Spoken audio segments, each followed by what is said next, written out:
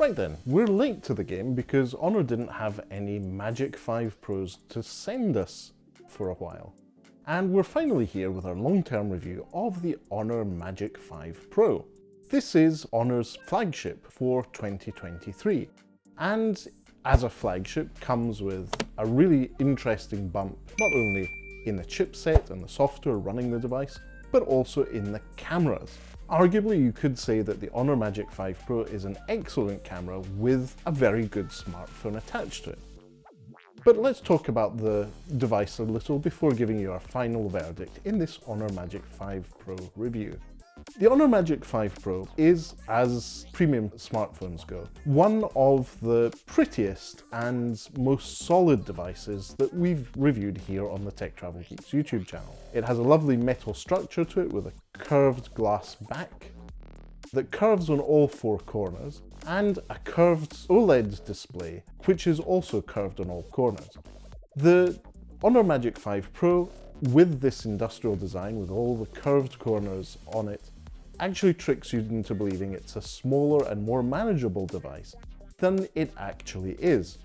Within the structure of the Honor Magic 5 Pro, there's a lot of very, very high-end tech. And thanks to that, it delivers very good overall smartphone experience. So it's a large 6.81-inch LTPO OLED display. What does that mean? It means that it is not only an OLED display that gives you an infinite contrast ratio, blacks are properly black, and bright dots, whichever color they are very bright. Not only that, it's a 120 Hz display, which means that it will slow down the frame rate and what's actually shown on the display to save battery life when needed, and likewise it will ramp it up when it's most appropriate. All I can say is that in my 4 weeks of using the Honor Magic 5 Pro, the display has been one of the highlights of the device. It's a lovely big high-resolution display. It's much more than a full high-definition display. It's a 1312 by 2848 pixel display. So that gives you the possibility of actually having higher resolution games, being able to see pictures better, and so on. But by default, the device will automatically scale the resolution up and down to save battery life or to give you better performance, just as we saw with the frame rate and the refresh rate of the display. The brightness of the display is one of the features of it. It gets really, really bright. It's declared as being 1200 nits, which to you and me may mean little. In reality, it means that even on a sunny day here in Scotland, you can use this quite comfortably outdoors. It really is a highlight of this device, that display.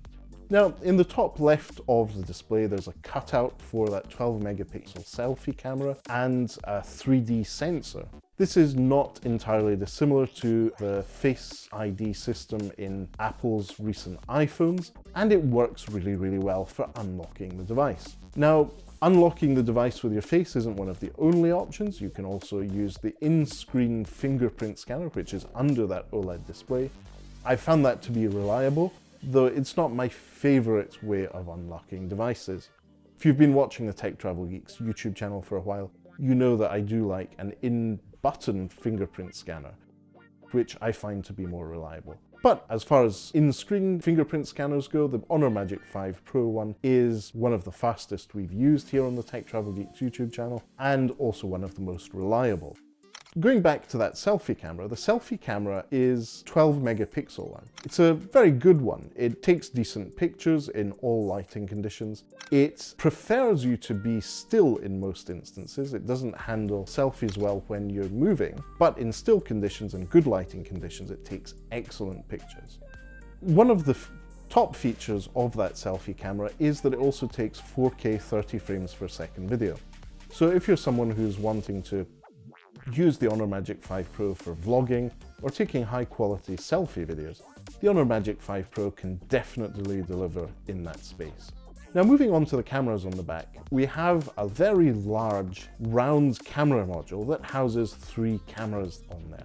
Honor's marketing departments call this the Eye of the Muse module. It has 3 separate camera modules, all housing 50 megapixel sensors, but they're 3 very, very different ones. The main sensor is a new Sony one, or one that Honor have sourced from Sony, which is a 50 megapixel sensor with laser autofocus, phase detection autofocus, as well as optical image stabilization. It's a particularly large sensor as well, which means it will let in more light. That camera is astounding. It is really, really good. I personally, apart from Pixel phones, have not found it as easy to take my phone out of my pocket and take a really, really good picture with very little effort. Now, the 50 megapixel sensor works well just on its own in daylight and in low light conditions. You can engage night mode to get slightly sharper or more illuminated pictures, but it's less reliable than, say, on Google Pixel devices. The 50 megapixel sensor is also paired up with another 50 megapixel sensor, which is the ultra-wide one.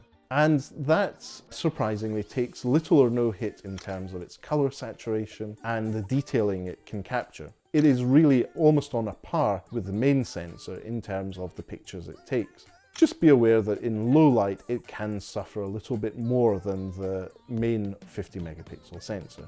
And then additionally to that, there's this monster of a telephoto sensor on the device, which is one that takes essentially 3.5 times zoom in the camera. This enables you to take pretty amazing zoom pictures.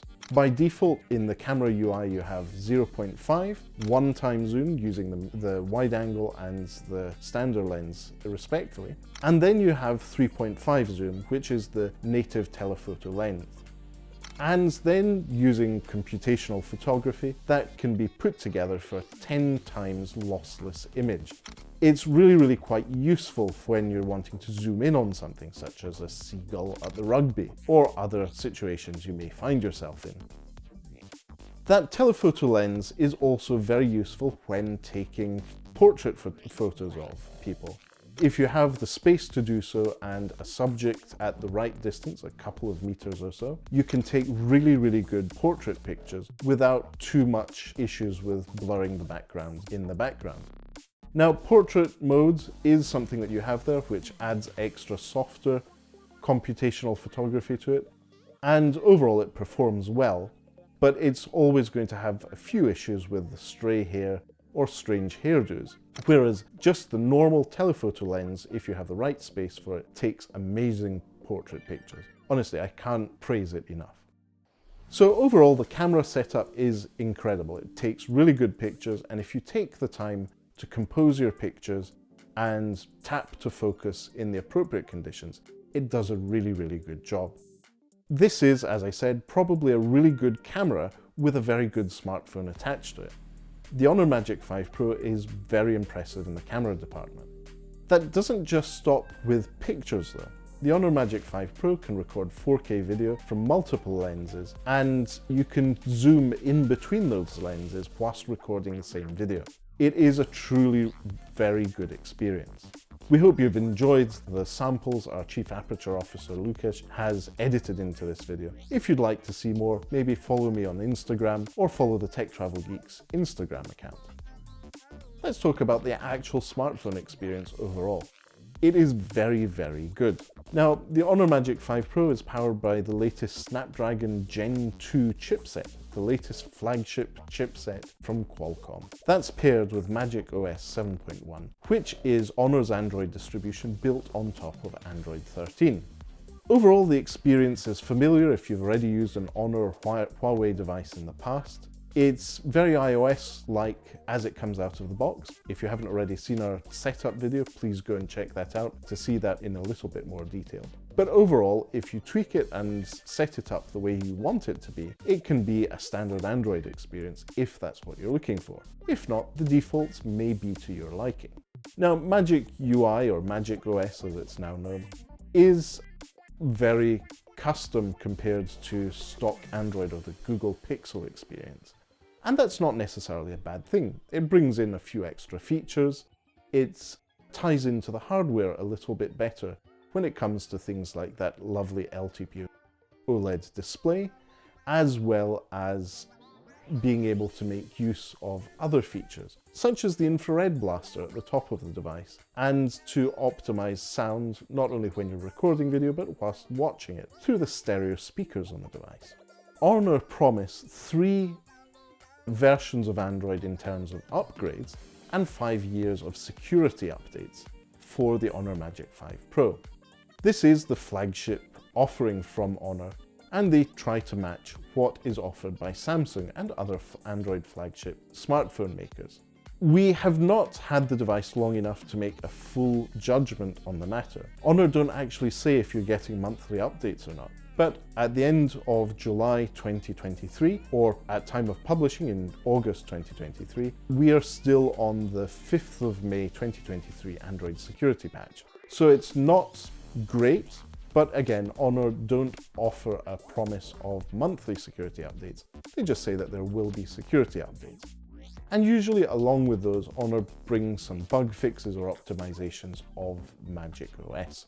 And just to remind you, the Honor Magic5 Pro comes with full Google Play services and works with Google Pay. So no issues as with smartphones around 2019.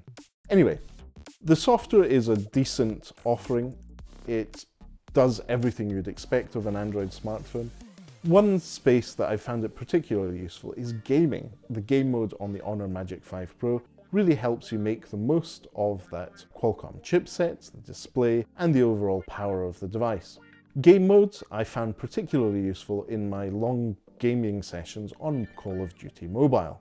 It allows you to tune things and switch notifications off through a special menu, which I found very, very useful. If you haven't already, check out our gaming test videos of the Honor Magic5 Pro. In about half an hour of gaming on Call of Duty Mobile with 100% battery to start us off, the device only used 5% battery. It is really, really impressive in how optimized that Snapdragon chipset with Magic OS is for gaming. If you're a gamer, this might actually be the phone for you. But that brings me to a slight downside. We've talked about the Eye of the Muse camera on the back. That is quite the chunky module, and it does protrude from the back of the device quite a lot. It also has quite a bit of heft, or quite a lot of weight to it. That weight is something that you will feel when using the device, particularly in landscape mode, so for playing quite involved games. Now, that is very noticeable. It fits in your hand like that, and if you don't have a separate gaming holder for your phone, this is, I think, one of the biggest downsides of the Honor Magic5 Pro. It's unbalanced. That camera module makes the overall ergonomics of the Honor Magic5 Pro not great. Now, one way to deal with that is to have a case on the device, but if you want the caseless experience, the overall ergonomics, if you're wanting to use it for gaming or long periods of watching video on it in landscape mode, this is definitely a downside that you should be aware of. Now, apart from that, when watching video or playing games, the sound on the Honor Magic5 Pro is excellent. The dual speakers at the top and the bottom of the device produce nicely rounded sound with quite a decent amount of bass, considering how relatively small the speakers are. Now, sound is fine when used in a confined space. Obviously outdoors you won't get as much quality of sound. What I would say is, if you're going to be using headphones with this, you only have the choice of wireless headphones or headphones wired through a USB Type-C adapter, because there's no courage port.